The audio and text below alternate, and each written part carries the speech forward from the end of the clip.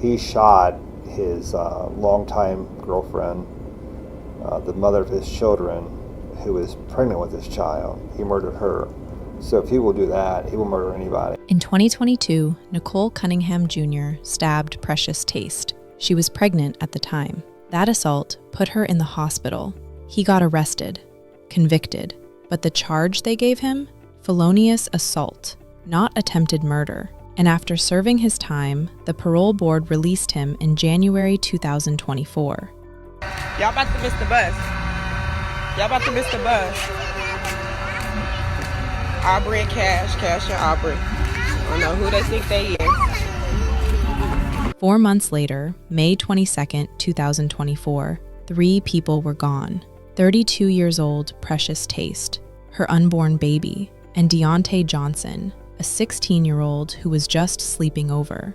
3 lives taken by one man. The same man a parole board decided was ready to walk free. Precious left behind 7 children. Her 4-year-old's twin with Cunningham were inside that house the morning it happened. They hid. They survived. Their mother didn't. Why was he even out? How does someone nearly die at a man's hands and end up pregnant with his baby months after he walks free? Before we get too deep, please remember to like, comment, and subscribe if you find value in these discussions. At 32, Precious Taste had 7 kids. In May 2024, she was pregnant with her 8th. Born and raised in Dayton, Ohio, she was the type of person who'd open her home to anyone who needed help. She'd host gatherings, be there for friends going through tough times. The year leading up to May 2024, she'd been working on herself, lost over 200 pounds, got healthier, focused on her children and her future. Among those 7 kids were 4-year-old twins. Their father was Nicole Cunningham Jr., Nico. The relationship was violent. Nico was 32 years old with a lengthy criminal record: weapons violations, abduction, assault, child endangerment, felonious assault. Their relationship went on and off for years. In 2022, Precious was pregnant when Nico attacked her with a knife during an argument. Precious posted about the attack online. She wrote about surviving broken ribs and knives, called her daughter the strongest person she knew, said life had tried to take her before she could even breathe.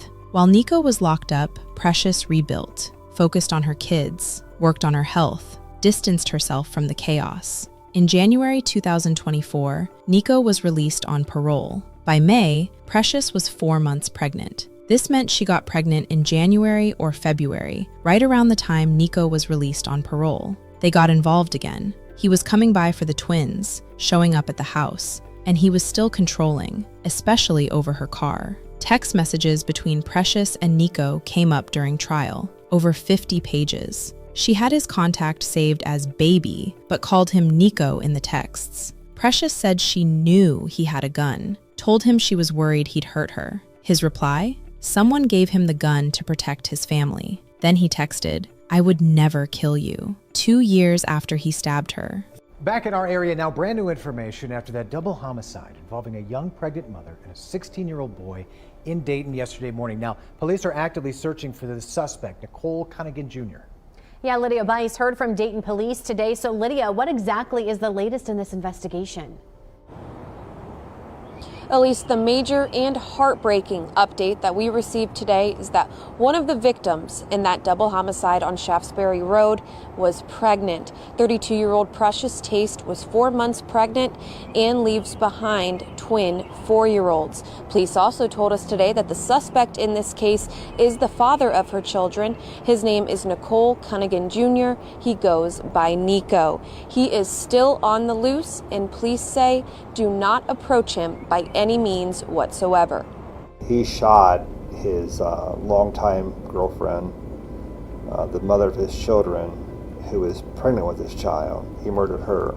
So if he will do that, he will murder anybody. The Dayton Police Department is continuing their search for Nicole Cunningham Jr., the man accused of shooting 16-year-old Deontay Johnson and 32-year-old Precious Taste at 6:20 on Wednesday morning. I will add this morning that Miss Taste was 4 months pregnant at the time of her murder. The suspect, Cunningham Jr., is the father of Miss Taste's twin 4-year-olds and the unborn child, that was killed on Wednesday.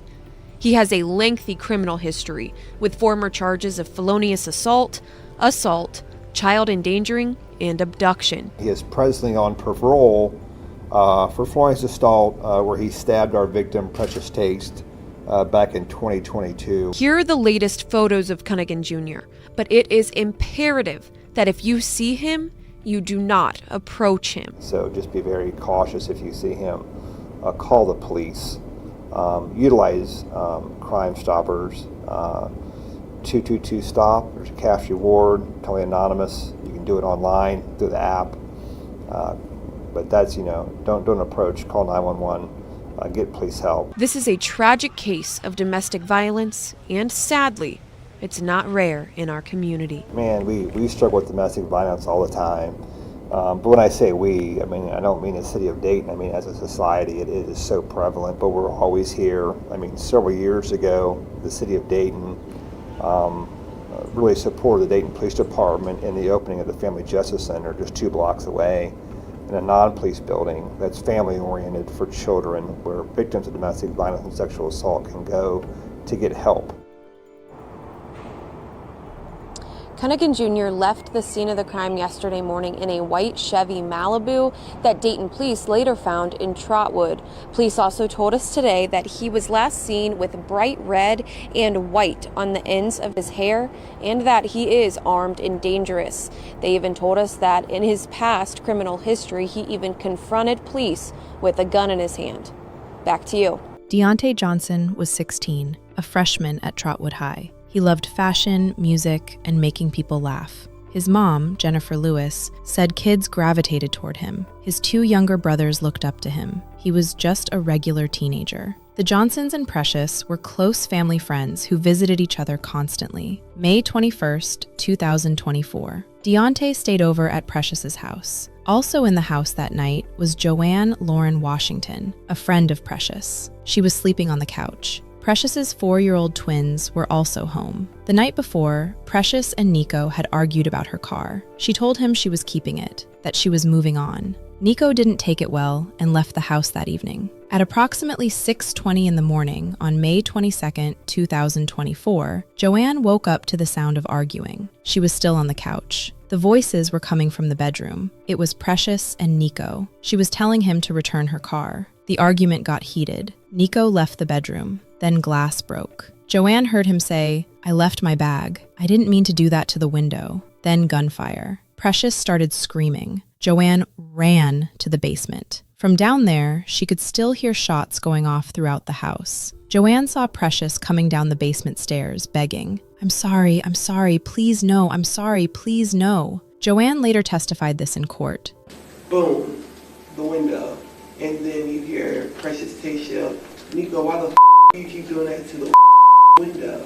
Joanne Lauren Washington was in Taste's home along with Precious herself and Deontay Johnson.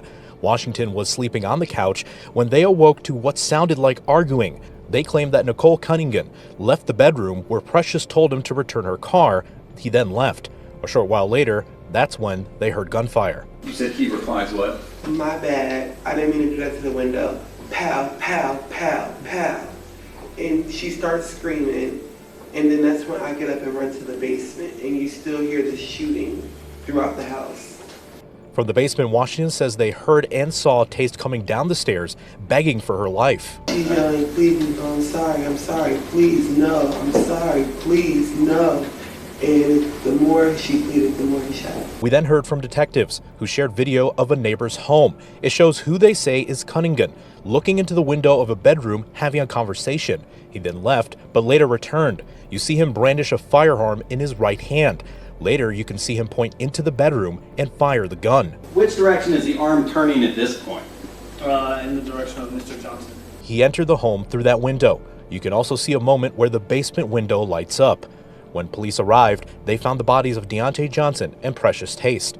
When Dayton police arrived at the home on Shaftesbury Road, Precious was at the bottom of the basement stairs. Deontay was upstairs, still under the covers. Investigators confirmed that all the rounds fired that morning came from the same gun. 4 rounds total were recovered, 2 from the scene, 1 from Deontay, 1 from Precious. Forensic experts testified about the trajectories. The evidence showed the shooter had been positioned above Precious when she was struck. The coroner determined the cause of death for both victims was multiple gunshot wounds. Police immediately began searching for Nicole Cunningham Jr. They put out a public alert. His face was everywhere. The message was clear. Do not approach him. He is armed, dangerous, and has already taken 3 lives. Major Brian John from the Dayton Police Department held a press conference and said this. So if he will do that, he will murder anybody. The Dayton Police Department is continuing their search for Nicole Cunningham Jr., the man accused of shooting 16-year-old Deontay Johnson and 32-year-old Precious Taste at 6:20 on Wednesday morning. I will add this morning that Miss Taste was 4 months pregnant at the time of her murder. The suspect, Cunningham Jr., is the father of Miss Taste's twin 4-year-olds and the unborn child that was killed on Wednesday. The manhunt was on. Dayton homicide detectives joined forces with the U.S. Marshals Service and the Southern Ohio Fugitive Apprehension Strike Team. They pursued every lead, checked every tip. The white Chevy Malibu Nico had taken from Precious was found abandoned in a Trotwood apartment complex. He had ditched the car and disappeared. Nico's description went out across the region. 32 years old, distinctive red and white dreadlocks, armed and extremely dangerous. The reward? $1 million for information leading to his arrest. Crime Stoppers lines lit up, but Nico was nowhere to be found. Jennifer Lewis, Deontay's mother, spoke to the media in the days after losing her son. The pain in her voice was impossible to miss. Why my son? Why? The two families had been close. Deontay had stayed at Precious's house before, but Jennifer was frustrated because while the story was getting major attention, she felt people weren't talking enough about her son. I can't believe that not very many people have been talking about my 16-year-old son that died in the same incident. Jennifer wanted the world to understand something. Deontay had nothing to do with Nico and Precious's relationship. He didn't even know Nico. He didn't know Nico at all. Nico just got out of jail. I don't even know Nico. Her son mattered. His life had value. He wasn't just a footnote in someone else's tragedy. Jennifer believed Nico had spent the hours before the attack driving around Dayton searching for Precious. And when he found her, he snapped. I'm 100% sure. I'm 100%. He was just enraged. He was in rage. Jennifer's message was clear. She wanted justice. He needs to be somewhere, sit down in a cage. People will never be the same anymore. We won't. We can try to make it better, but we'll never be the same. He needs to sit down in a cage somewhere. People will never be the same anymore. We won't. We won't. We can try to make it better, but we will never be the same. The community rallied around both families. Vigils were held, candles were lit. People shared memories of Precious and Deontay. Friends remembered Deontay as the kid everyone wanted to be around, the one who could make you laugh even on a bad day. His two younger brothers had always looked up to him. For 2 months, Nicole Cunningham Jr. was nowhere to be found. Tips came in, placing him in Richmond, Indiana. Then, reports suggested he had traveled north toward Cleveland. Law enforcement tracked every lead, checked traffic cameras, monitored known associates, but they couldn't find him. Until July 23, 2024. Ohio State Highway Patrol spotted a silver Chevrolet Equinox driving recklessly near Kinsman Avenue in Cleveland. The SUV had been linked to a recent armed robbery, and the driver matched Nico's description. Troopers attempted a traffic stop. Nico refused to pull over. A high-speed chase began. The SUV tore through the streets of Cleveland with patrol cars in pursuit. OSHP's aviation unit tracked the vehicle from above, radioing updates to officers on the ground. Nico eventually abandoned the SUV near Lakeview Avenue. He bailed out and ran, but there was nowhere to go. Officers followed him into a wooded area near Osceola Avenue. The OSHP Special Response Team moved in. U.S. Marshals surrounded the perimeter. Cleveland PD closed off escape routes. At approximately 3:20 p.m., officers found Nico hiding inside an abandoned home. He surrendered without incident. He was cuffed and taken into custody. When they booked him into the Cuyahoga County Jail, the mugshot revealed something. The distinctive red and white dreadlocks that had been plastered all over the news? Gone.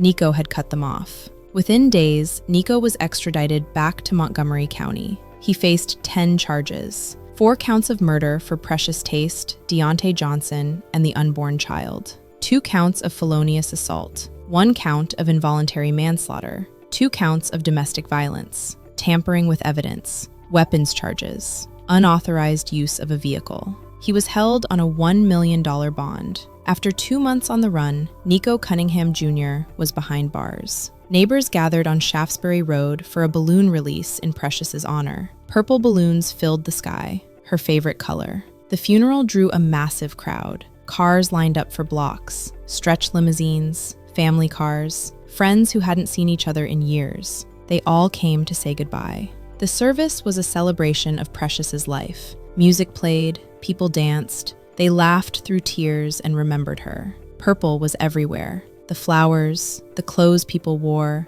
the decorations throughout the service. 7 children lost their mother that day. Among them, the 4-year-old twins who had been in the house that morning, and she had been carrying her 8th child. Deontay's family held their own service. Friends filled the room, teammates, classmates, teachers who remembered a bright kid with a contagious smile. His mother, Jennifer Lewis, sat in the front row surrounded by family. 2 families, 2 funerals, 3 lives lost. First tonight, a case that dates back to May of 2024 now finally comes to a close as Nicole Cunningham was sentenced to 39 years to life. Cunningham was indicted for the murder of Precious Taste and her unborn child, as well as 16-year-old Deontay Johnson.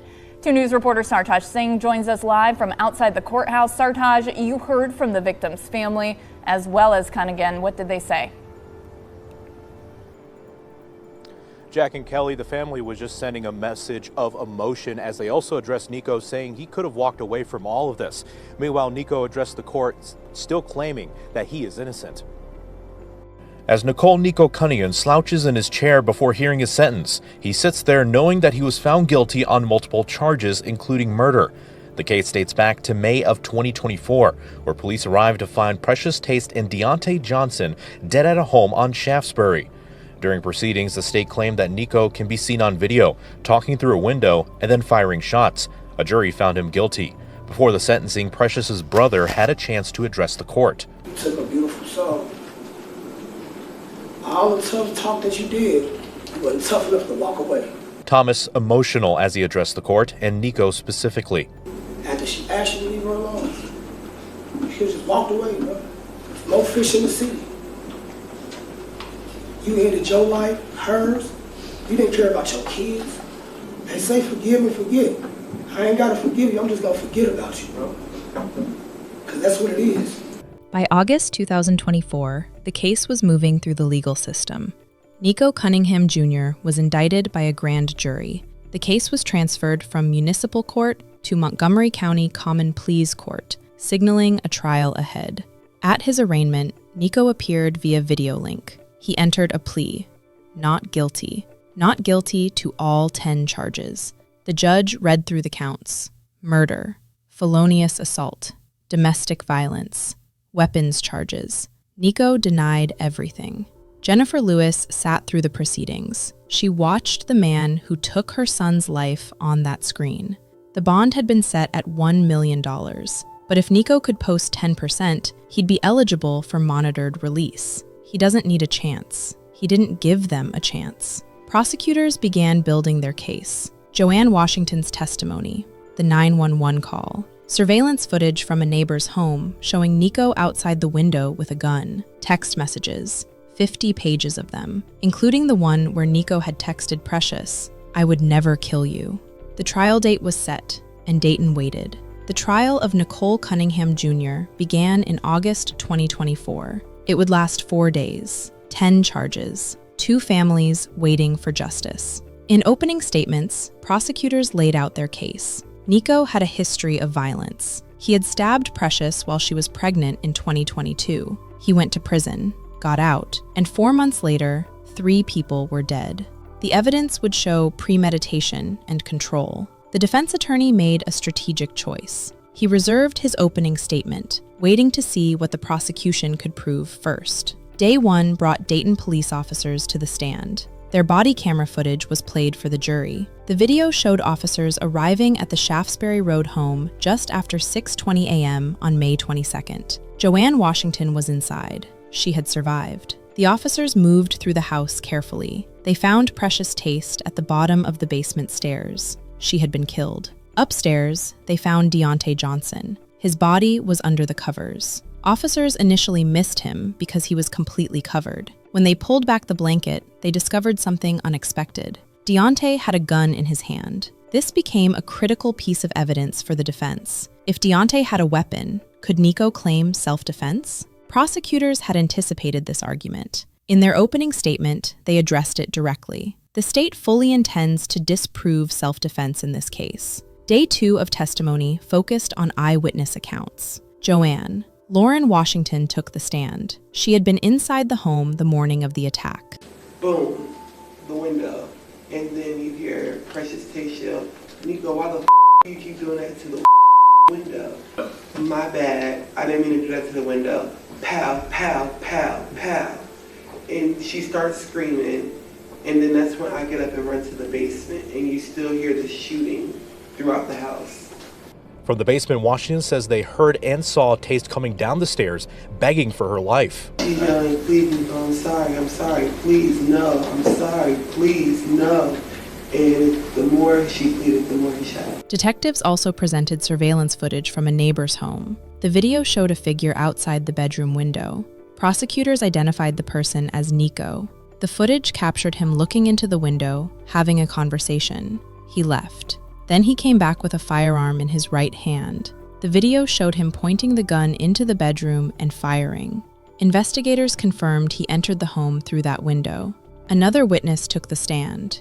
Nicole Cunningham Jr., Nico's father. He testified that on May 27th, 5 days after the incident, he noticed his .45 caliber handgun was missing. He searched for it but couldn't find it. The testimony connected Nico to the murder weapon. Investigators also testified about tracking Nico's movements after the crime. Using the flock camera system, they followed the white Chevy Malibu he had taken from Precious through Trotwood to where it was abandoned. That trail, combined with tips and surveillance, led to Nico's capture in Cleveland 2 months later. Day 3 focused on forensic evidence. The Montgomery County coroner confirmed the cause of death for both Precious Taste and Deontay Johnson: multiple gunshot wounds. Ballistics experts testified that all the bullets recovered came from the same gun. 4 bullets total, 2 from the scene, 1 from Deontay, 1 from Precious. The deputy coroner described the trajectory of a bullet that struck Precious. The angle showed the shooter had been positioned above her. The gun barrel was pointed downward. The coroner also testified that Precious had been 14 weeks pregnant at the time of her death. Then came the text messages. Over 50 pages of exchanges between Precious and Nico were presented to the jury. In her phone, his contact was saved as baby. Throughout the messages, she referred to him as Nico. Precious told Nico she knew he had a gun. She said she was worried he might hurt her. His response? Someone gave him the gun because he needed to protect his family. Our other big story tonight, tomorrow we'll be marking 1 week since a pregnant mom and innocent 16-year-old boy were killed inside a Dayton home. Yeah, the suspect, Nicole Cunningham Jr., still on the loose tonight. Dayton police, they need your help to find him. Yeah, and Lydia Bice has spent the day digging into his criminal history and asking experts if the tragedy could have been prevented altogether. Right, and so the suspect in this case, Nicole Cunningham Jr., has an extensive criminal history with former charges that include weapons violations, abduction, felonious assault, child endangerment, and more. He was actually on parole at the time of these homicides for stabbing one of the victims, 32-year-old Precious Taste, back in 2022. This is why I spoke with criminal justice and domestic violence experts today to learn how someone with this extensive criminal history was even out of prison, let alone near the woman he's accused of abusing in the past. Wednesday marks 1 week since 32-year-old Precious Taste, a pregnant mother, and a 16-year-old boy lost their lives. The suspect in this double homicide has a history of violence, especially towards Taste, as he was accused of stabbing her back in 2022. So for someone with this extensive criminal history, can you kind of elaborate on how he really wasn't even supposed to have a firearm in his possession since he was on parole. The criminal justice system did not do what it was supposed to do because it's an escalating system of punishments. And here, since he was able to be released and was not properly supervised on parole, things like this happen. Dr. Belshaw also told me that in his years working in the criminal justice system, this isn't the first time he's seen a domestic violence victim go back to their abuser. And a lot of times the victims, we think it would be easy for the victims just to walk away. And unfortunately, there's almost like an addiction here. They're dependent on them. Jane Kiefer, the executive director of Artemis, told me that on average, a domestic violence survivor will go back to their abuser 7 times. She also says that sometimes innocent bystanders get caught in the crossfire of these situations. That an innocent life was lost, and we know that innocent lives get lost all the time when domestic violence happens. Which is exactly what happened in this case to 16-year-old Deontay Johnson. Yeah, he was like staying in the residence, and he was I would guess like a family member of a friend who also stayed there, and he was in there sleeping at the time as this occurred. Taste and Cunningham Jr. share twin 4-year-olds who were home at the time of the shooting. They were not harmed. If you or someone you know is going through a similar violent situation right now, don't forget that there are resources available. So I would really encourage people to call our hotline. It's a confidential line, and you can just call and say, I'm not sure this is the situation, or I'm worried about. You call and tell us what's going on, and we'll take it from there. That hotline number that she just referenced is 937-461-4357, which is 461-HELP. As we said before, the Dayton Police Department is still looking for Nicole Cunningham Jr. If you see him, do not approach him. Instead, DPD wants you to call Crime Stoppers at 937-222-STOP or simply call 911. There is a cash reward for any information that would lead to his arrest. Then he sent another message. I would never kill you. 2 years after he stabbed her, months before he killed her. On August 28, 2024, after 4 days of testimony, closing arguments were delivered. The prosecution laid out a timeline of violence and control. The defense made their case for reasonable doubt. Then it went to the jury. They began deliberating around 1 p.m. 10 counts to consider, 4 counts of murder, 2 counts of felonious assault, 1 count of involuntary manslaughter, 2 counts of domestic violence, tampering with evidence, weapons charges, unauthorized use of a vehicle. 5 hours later, they returned with a verdict, guilty on all 10 counts. Family members of the victims reacted with tears and relief. The verdict was read count by count. Murder, guilty. Felonious assault, guilty. Domestic violence, guilty. All 10 counts came back the same way. After the verdict, family members spoke to the media. I knew he was going to get charged. Found guilty on all 10 charges. The families of both victims crowded the viewing section, all anxiously waiting for this day 15 months in the making. I'm happy. I don't know what to say. I'm We just got happy. justice for P. Yes. When exiting the courthouse, both families embraced one another. They say the last year has been unbearable just waiting for this day. Another family member I spoke with wore an iPad around his neck with a scrolling sign that read, "Nico is guilty." The Lord I believe in granted and gave us what we all want to see. So that's it. Nobody should be dead like the way the victims. Yeah. Sentencing was scheduled for August 29, 2024. Nicole Cunningham Jr. returned to court to learn his fate. Precious's brother Thomas addressed the court. You took a beautiful soul. All the tough talk that you did, you wasn't tough enough to walk away. Thomas emotional as he addressed the court, and Nico specifically. After she asked you to leave her alone, she just walked away, bro. No fish in the sea. You ended your life, hers. You didn't care about your kids. They say forgive and forget. I ain't gotta forgive you, I'm just gonna forget about you, bro. Because that's what it is. Cunningham having a chance to address the court, I'm innocent. where he delivered a message that he thinks he is innocent. I just want to say I appreciate my family for the support, all my loved ones who got my back. I love my kids. They're going to be took care of regardless of what happens. God don't put nobody through nothing they can't handle. A sentence of 39 years to life was then handed down, Nico leaving the courtroom, exchanging words with his as well as the victim's family. I love you too, baby.